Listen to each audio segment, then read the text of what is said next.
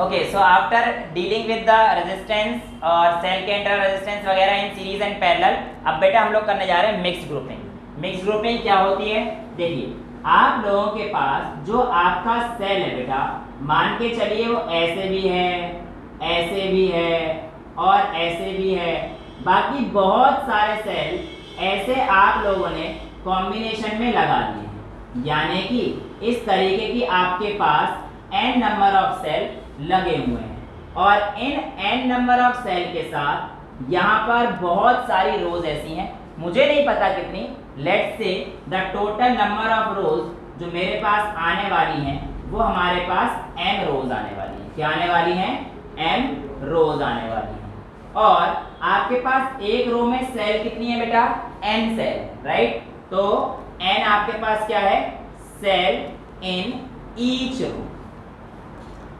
ये सर्किट आपके पास अगर किसी एक्सटर्नल रेजिस्टेंस R से कनेक्ट है, जो कि हमारा बड़ा R है, और हमारे पास यहाँ पर जो वैल्यू है बेटा हर एक छोटे इंटर रेजिस्टेंस की छोटा R है, राइट?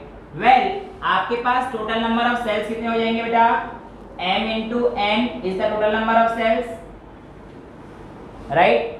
अब मैं कहता हूँ कि आपके पास सीरीज में रेजिस्टेंस कितना होगा एक रो का? बेटा इसका R प्लस डॉट डॉट जितने भी होंगे हमारे पास, तो वो NR के इक्वल आएगा। तो आपके पास रेजिस्टेंस इन सीरीज कितना हो जाएगा बेटा? आपके पास N टाइम्स R हो जाएगा बेटा, राइट?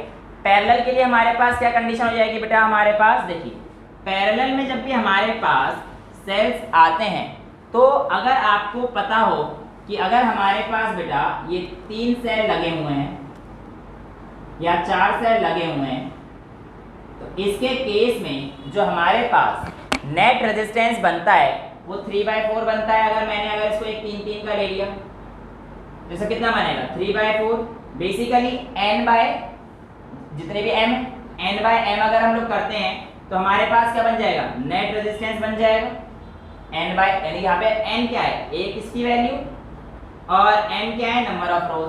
तो यहाँ पे देखो 4 रोज करें तो ये हमारे पास पैरेलल के केस में आ जाता है बेटा। तो हमारे पास यहाँ पर पैरेलल के केस में कितने बन जाएंगे ऐसे रेजिस्टेंस? अगर हम लोग इस हिसाब से देखेंगे तो क्या करेंगे बेटा? टोटल नंबर ऑफ हमारे पास सेल्स mn है, इसका रेजिस्टेंस हमें पता है nr है, राइट?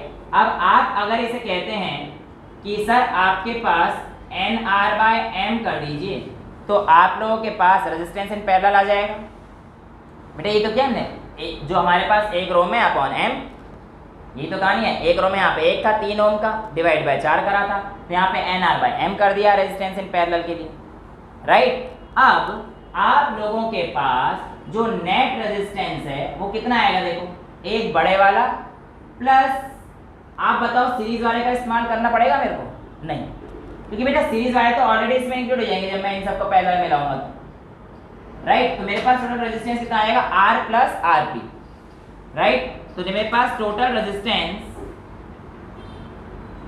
आप लोगों के पास जो आने वाला है बेटा वो कितना आ जाएगा? बड़ा वाला R plus R of P, यहाँ पे छोटा r क्या है बेटा? Resistance of the internal cell, internal resistance of the cell, right?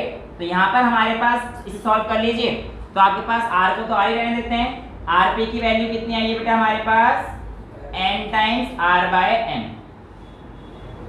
Right? तो आपके पास कितना हो जाएगा बेटा? ये mr प्लस n छोटा r बाय n, ये हमारे पास किसकी वैल्यू आ जाएगी? नेट रेजिस्टेंस या RT की वैल्यू डाल दीजिए। क्लियर है इतना? यहाँ तक तो कोई डाउट नहीं है। अब हमारे को निकालना है मैक्सिमम करंट कितना होता है। अब अगर इसमें हमारे पास एक बैटरी लगा दी गई है जिससे हमारे पास करंट जाएगा, राइट?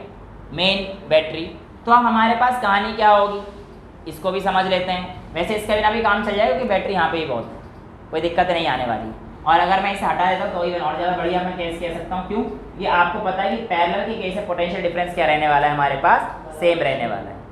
तो आपसे कहता हूँ जो इसमें करंट आएगा I, वो आप क्या कह सकते हैं? जब हम लोग मान के चल रहे हैं आइडियल केस EMF का, यानी कि हमारे सेल सर्किट में कोई भी करंट विड्रॉ नहीं कर रहे हैं। EMF और V में यही अंतर होता है बेटा। जब हमारे पास सर्किट से कोई भी करंट लिया जाता है तो हमारे पास क्या आएगा? वो V और जब कोई भी करंट नहीं लिया जाता तो हमारे पास वो ईएमएफ के इक्वल होता है। तो आप कह सकते हैं I is equals to E upon R plus R।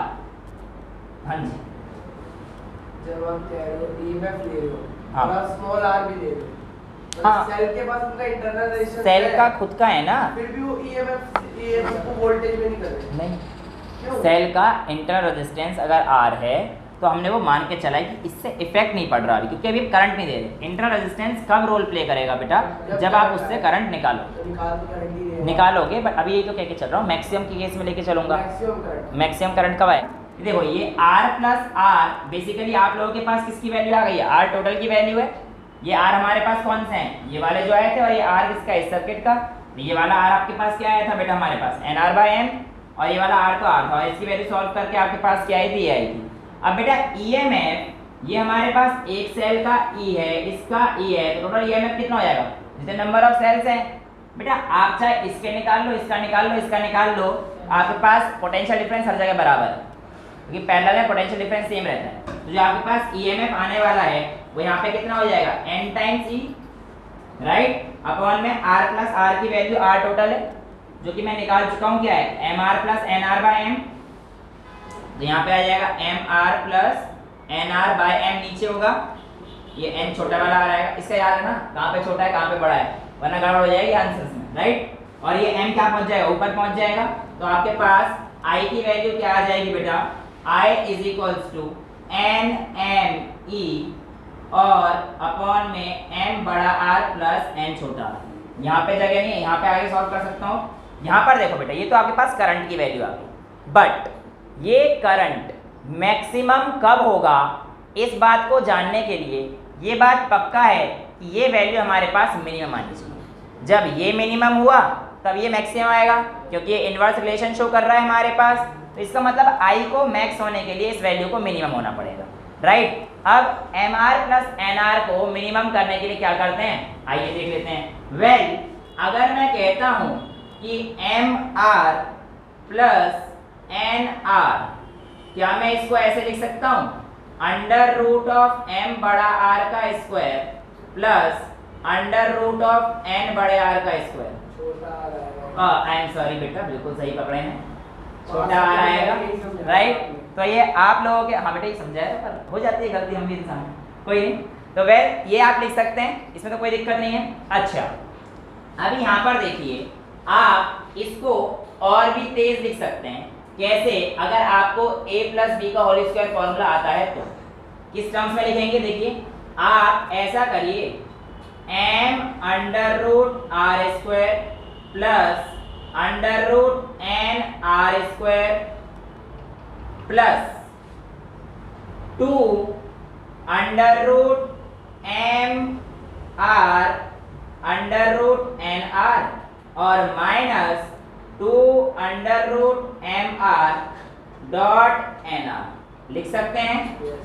बेटा बिल्कुल कोई दिक्कत नहीं है, प्लस और माइनस उतना सेम किया है तो वैल्यू अब भी उतनी में रहने वाली, कोई फर्क नहीं आएगा। लेकिन यहाँ पर अगर मैं इस फॉर्मूले का इस्तेमाल करता हूँ, ये वाला, ये प्लस ये रहने तो ये वाली वैल्यू और ये वाली वैल्यू, तो मेरे पास कुछ ऐसा नहीं आ जाएगा, अंडर रूट ऑफ, ये बड़ा आर है, जो बड़े आर छोटे आर की गलती मत करना, ठीक है, under root of M R minus under root of N R का whole square plus 2 under root M R dot N R लिख सकते हैं।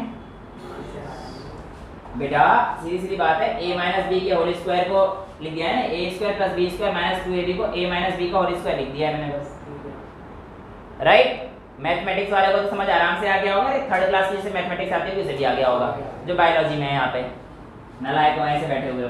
वेल, आप लोगों को पता है कि स्क्वायर की कोई भी नेगेटिव वैल्यू नहीं हो सकती है, स्क्वायर की कोई भी नेगेटिव वैल्यू नहीं हो सकती है, कि आपको पता है नेगेटिव ऑफ x का अगर स्क्वायर लेंगे तो ये पॉजिटिव ही होता है, राइट। हाँ मुझे पता है आप लोग प्लस माइनस लिखते हो, बट वैल्यू जो हम लोग नॉर्मल केस में कहते हैं कि नेगेटिव के स्क्वायर की कोई भी वैल्यू, मतलब किसी का भी स्क्वायर है उसकी मिनिमम वैल्यू क्या होगी, 0, नेगेटिव में जा ही नहीं सकती है। किसी भी स्क्वायर की मिनिमम वैल्यू 0 हो सकती है बेटा, अदरवाइज पॉजिटिव में रहने वाली है। तो आप ये कह सकते हो कि इसकी जो वैल्यू रहने वाली है mr की माइनस अंडर रूट nr की, ये मिनिमम वैल्यू हमारे पास 0 रहने वाली है। तो आप कह सकते हो कि mr बराबर रहेगा nr के। ये बार बार परेशान करता ही रहेगा, सिर्फ कंडीशनल है, कंडीशनल ही है बेटा। तो ये हमारे पास रूट से रूट गया तो आपके पास बच जाएगा mr is equals to n times r और बड़ा R is equals to nr by m, यानी कि ये रिलेशन बड़ा रेजिस्टेंस हमारे पास जो आना चाहिए, ये देखो अगर ये वैल्यू आप देखेंगे तो हमारे पास रेजिस्टेंस इन पैरेलल के आ चुका है।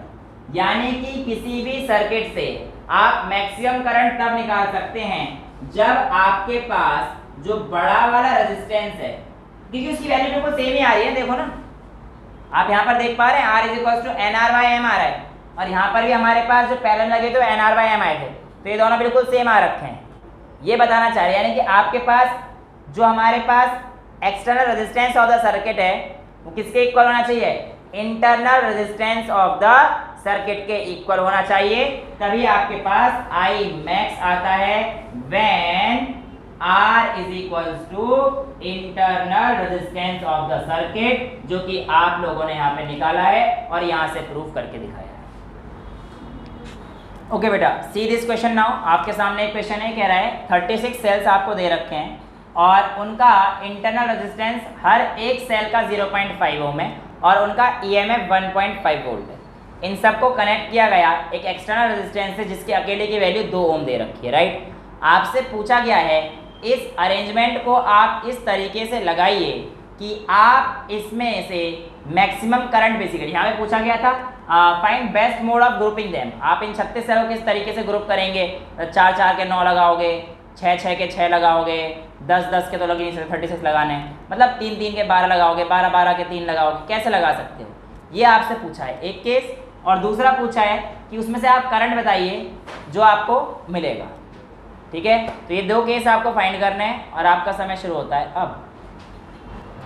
देखो बेटा, जो आप लोगों को क्वेश्चन दिया गया था इसमें क्या करना था, आपको 36 सेल्स टोटल दे रखे थे, यानी कि अब हमें पता है कि हमारे पास m इंटू n की वैल्यू कितनी दे रखी है 36, राइट, ये बात आपको पता है।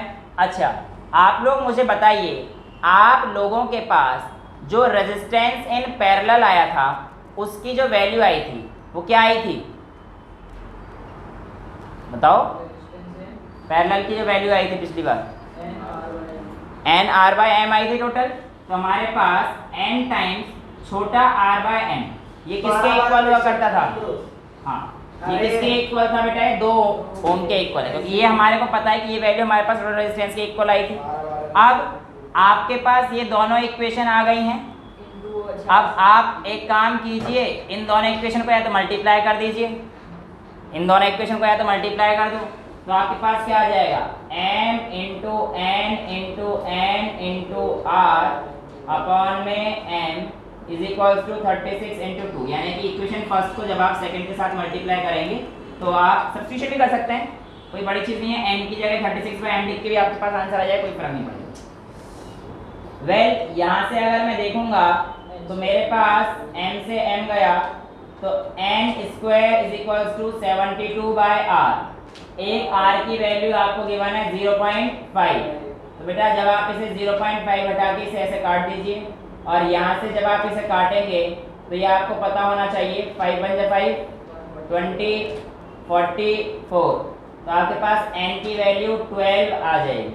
जब आपके पास n की वैल्यू 12 आ गई है तो आपके पास m कैसे निकालेंगे, इसको डिवाइड कर दीजिए, तो आपके पास m की वैल्यू कितनी आ जाएगी 36 बाय 12 यानी कि 3, यानी कि आपके पास 3 रो बनेंगी और एक रो में कितने सेल होने वाले हैं, 12 सेल होने वाले हैं, राइट। यहाँ पर आप लोग पहुँच चुके हैं। अच्छा, इसके बाद आप लोगों को पूछा गया था इसमें से करंट कितना आएगा, तो आप लोगों के पास जो फॉर्मूला था पीछे मैक्सिमम करंट निकालने का वो क्या था बेटा, I is equals to m n EMF of the cell upon में क्या आया था बेटा हमारे पास, आर प्लस बड़ा R plus N R by N, ये वैल्यू आई थी बेटा हमारे पास। इसको अगर आप सॉल्व कर देंगे तो आपके पास m की वैल्यू है, आपके पास n की वैल्यू है, आपके पास EMF ऑफ सेल की वैल्यू है, आपके पास बड़े R की वैल्यू है, आपके पास छोटे n की वैल्यू, आपके पास इसकी वैल्यू, आपके पास इसकी वैल्यू है। जब आप इसे सॉल्व करेंगे तो आपके पास 4.5 एम्पियर आएगा। बेटा ये करेक्शन करना कि यहाँ से m हटा लेना, क्योंकि m के मल्टीप्लाई ऊपर कर चुका हूँ, और यहाँ पे फिर mr लिखना, यहाँ पर तो mr आएगा और यहाँ पर से m उड़ेगा, nr बाय n था ना, एलसीएम लेंगे तो हमारे पास ये करेक्शन करना, राइट। बेटा अगला जो हमारे पास टॉपिक है वो हमारे पास है heating effect of current. Well heating effect क्या है आइए सुनते हैं। देखो आप लोग करंट की मदद से जब किसी भी एक सर्किट में हीट पैदा कर देते हो, उस इफेक्ट को हम लोग कहेंगे हीटिंग इफेक्ट ऑफ करंट। साफ साफ पता पड़ रहा है ना, हीटिंग इफेक्ट यानी करंट दौड़ा दो और सर्किट में क्या आ जाए, हीट आ जाए, तो उससे आप क्या बोल देंगे, heating effect of electric current. वह इस चीज़ को हम लोग जूल्स लॉ ऑफ हीटिंग ही बोलते हैं। पर ये होती क्यों है आइए देखते हैं। देखो जब आप किसी भी सर्किट में एक पोटेंशियल डिफरेंस लगाते हो तो आपको पता है सर्किट में करंट जो है एक तरफ सेट हो जाता है, बट सर्किट के अंदर जो इलेक्ट्रिक फील्ड सेटअप होती है वो ऑपोजिट डायरेक्शन में होती है, और इलेक्ट्रॉन्स दोनों जगह मूव करते हैं, अंदर भी करते हैं और बाहर भी करते हैं। लेकिन जो बाहर वाले इलेक्ट्रॉन्स हैं बेटा, वो ऐसा तो नहीं है कि कितनी भी रैंडम जितना पोटेंशियल डिफरेंस बढ़ाओगे उनकी वेलोसिटी बढ़ जाएगी, ऐसा तो नहीं है। वो एक मैक्सिमम अपनी वैल्यू पहुंचा सकते हैं ड्रिफ्ट स्पीड तक। अब आप उसके बाद भी अगर बढ़ा रहे हो तो क्या होगा, इलेक्ट्रॉन की स्पीड थोड़ी बढ़ेगी, फिर तो इलेक्ट्रॉन का कॉलिजन फ्रीक्वेंसी बढ़ जाएगी, और इस कॉलिजन फ्रीक्वेंसी के बढ़ने से उनमें काइनेटिक एनर्जी बढ़ जाएगी, और इसी काइनेटिक एनर्जी को आप किस फॉर्म में देखेंगे, फिर आप हीट की फॉर्म में देखेंगे। वेल अगर मैं एक नॉर्मल सर्किट की बात करता हूं जो कि मेरे पास कुछ ऐसे जा रहा है, और मान के चलो यहाँ पर एक रेजिस्टेंस है, आप लोगों को पता है कि अगर मैं ये दो पॉइंट ले लेता हूँ, ए पॉइंट और बी पॉइंट, तो बेटा अगर आपके पास यहाँ से पोटेंशियल डिफरेंस जा रहा है तो एक पॉइंट ये है और एक पॉइंट ये है, राइट। अब मैं आपसे कहता हूँ इन दोनों पॉइंट पर आपको अगर पोटेंशियल एनर्जी निकालनी है तो आप U इज इक्वल टू क्या लिखोगे भाई, इस पॉइंट की पोटेंशियल एनर्जी माइनस इस पॉइंट की पोटेंशियल एनर्जी, और आपको पता है कि आपके पास W is equal to V into Q हुआ करता है बेटा। अब इस पॉइंट पे जो पोटेंशियल एनर्जी है वो हमारे पास कितनी आ जाएगी, VB into Q minus VA into Q. ऐसा क्यों किया बेटा हम लोगों ने, क्योंकि हमारे पास जो पोटेंशियल एनर्जी है वो फाइनल माइनस इनिशियल होती है बेटा, राइट। अब ये हमें पता है कि VB डॉट क्यू और VA डॉट क्यू, ये हमारे पास अगर मैं VA माइनस VB करता हूँ तो माइनस में आ जाएगी वैल्यू, देखो ना कि इसका क्यू तो माइनस में है, तो अगर मैं VA माइनस VB की टर्म से लिखता हूँ तो U इज इक्वल्स टू, आप कहेंगे सर आपके पास माइनस और वर्क डन के इक्वल हो रहा है, क्योंकि W is equals to V into Q हो रहा है। ठीक है, इसमें दिक्कत क्या है, कोई प्रॉब्लम नहीं है। अगर law of conservation of energy को लगाते हैं तो ये जो हमारे पास पोटेंशियल एनर्जी आई है ये काइनेटिक एनर्जी के भी इक्वल होनी चाहिए, तो आपके पास यही U आपके पास माइनस का U यानी कि काइनेटिक एनर्जी के भी इक्वल होना चाहिए। माइनस का U मतलब माइनस का W, तो minus minus W is equal to kinetic energy. तो यहाँ पर आपके पास जो काइनेटिक एनर्जी की वैल्यू आ जाएगी, कितना आ जाएगी, वर्क डन के इक्वल आ जाएगी। और ये वर्क डन कितना आएगा, ये क्या आएगा, V इंटू क्यू, और Q की वैल्यू कितनी आती है बेटा हमारे पास, I इंटू टी। Q की वैल्यू कितनी आती है, मैं किसी भी सर्किट से चार्ज फ्लो होगा कितना होता है, I इंटू टी। तो यहाँ पर आप रख सकते हैं काइनेटिक एनर्जी या वर्क डन या पोटेंशियल एनर्जी कोई भी किसके इक्वल हो जाएगा, V times I into T के। अगर ये चीज़ पोटेंशियल एनर्जी में पूछ जाए तो माइनस VIT हो जाता है बेटा, काइनेटिक एनर्जी या सिंपली वर्क डन में पूछ जाएगा तो हमारे पास कितना हो जाता है, VIT। और यही जो वर्क डन है सर्किट में, यही आपका हीट की फॉर्म में निकल के आता है, और इसी हीट को, क्योंकि देखो वर्क डन आपके पास हीट होता है, राइट, तो H is equals to V times IT, और अगर आप V को IR लिख देंगे तो आपके पास H is equals to I square RT, और भी फॉर्मूले बन जाएंगे। I को आप V बाय R लिख दीजिए तो आपके पास आ जाएगा H is equals to V square by RT। अब यहाँ पर आप लोगों के पास एक जो चीज़ पूछी जाती है और बताई जाती है वो समझ लेते हैं कि आपके सर्किट में जो हीट है डायरेक्टली प्रोपोर्शनल है to the potential difference, to the current, to the time. But यहाँ पर एक चीज़ आपको समझ में आनी चाहिए कि करंट के स्क्वायर के साथ आपका रेजिस्टेंस इनवर्सली हीट को इफेक्ट करता है। देखिए आई स्क्वायर और आर में आपके पास इनवर्स रिलेशन है, लेकिन पोटेंशियल डिफरेंस का स्क्वायर और आर में डायरेक्ट रिलेशन है। तो पोटेंशियल डिफरेंस के बढ़ाने के साथ साथ रेजिस्टेंस बढ़ता है और हीट बढ़ती है। लेकिन अगर करंट की टर्म से बात करेंगे और करंट और रेजिस्टेंस, सिंपल करंट के हिसाब से हीट बढ़ेगी, बट यहाँ पे करंट के बढ़ाने से आर घट जाता है और हीट भी घट जाती है। अगर हम लोग आई और आर की बात में करेंगे तो अगर सिंगल आई की बात कर रहे हैं तो बढ़ेगी।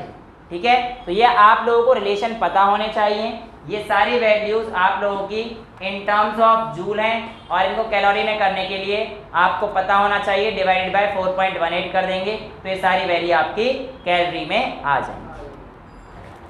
बेटा आगे जो हमारे पास इसी को यूज करते हुए पावर निकालना है, और आपको बचपन से पढ़ा हुआ है power is equals to work done upon time. अगर नहीं पढ़ा है तो पढ़ लेना बेटा, है ना, कुछ नहीं किया जा सकता है इसमें। तो power is equals to work done upon time, और ये सारा हीट किसकी फॉर्म में, वर्क डन की फॉर्म में था। अभी हमने यहाँ से उठाया है सारे वर्क डन को, तो आप करते जाओ, सब में से टीटी उड़ाते जाओ। तो यहाँ पे पावर क्या आ जाएगा, वी आई, यहाँ पे क्या आ जाएगा power I square R, time से डिवाइड तो करना है। यहाँ पे क्या आ जाएगा वी स्क्वायर अपॉन आर। तो ये सारी पावर होती है। पावर की ऐसा यूनिट वॉट होती है, और जो आप लोग घरों में यूज करते हो देखो वॉट पर सेकेंड, वॉट हो गया, मतलब पावर के सेकंड पे वॉट हो गई, और ये हो जाएगा जूल पर सेकेंड, राइट। लेकिन आप लोग घरों में जूल पर सेकेंड यूज नहीं करते, आप लोग करते किलोवाट आवर, किलोवाट आवर करते हो। अब 1 किलोवाट आवर में कितने जूल होते हैं, अगर आपसे ऐसा छोटा सवाल पूछ लिया तो ये क्लास 10th का सवाल है, तो 1 किलोवाट में कितने वॉट भैया 1000 वॉट, और 1 आवर में कितने सेकंड इंटू 60, तो ये आ जाएगा 3.6 इंटू 10 की power 6 joule. 1 kilowatt hour is equals to इतने जूल, है ना। ये 10th क्लास में बचपन में करा करते थे, अगर आप लोगों को याद हो तो, ठीक है। हाँ, बचपन का प्यार मेरा, चलो हाँ ऐसा ही था क्लास 10th में। वेल इसके बाद जो 2023 आप 23 में पेपर दोगे ना बोर्ड्स का, जो बोर्ड्स में आ रहा है छोटा सा टॉपिक बचा हुआ है, इसमें हम लोग पावर के कॉम्बिनेशन देखेंगे सीरीज में और पैरेलल में, ठीक है। उसके बाद आगे हमारा किरचॉफ आएगा जो कि डिलीटेड पोर्शन में है, तो उसे हम लोग वीडियो के लिए तो बाद में कभी बना लेंगे जब अगला बैच आएगा। आप लोगों के लिए इतना ही रखेंगे, 1 या 2 क्लास और करेंगे, इसमें न्यूमेरिकल्स वगैरह करेंगे, उसके बाद हमारा चैप्टर खत्म हो जाएगा and we will be dealing with 4th chapter. आज के लिए इतना ही रखते हैं। That's all for today, thank you so much.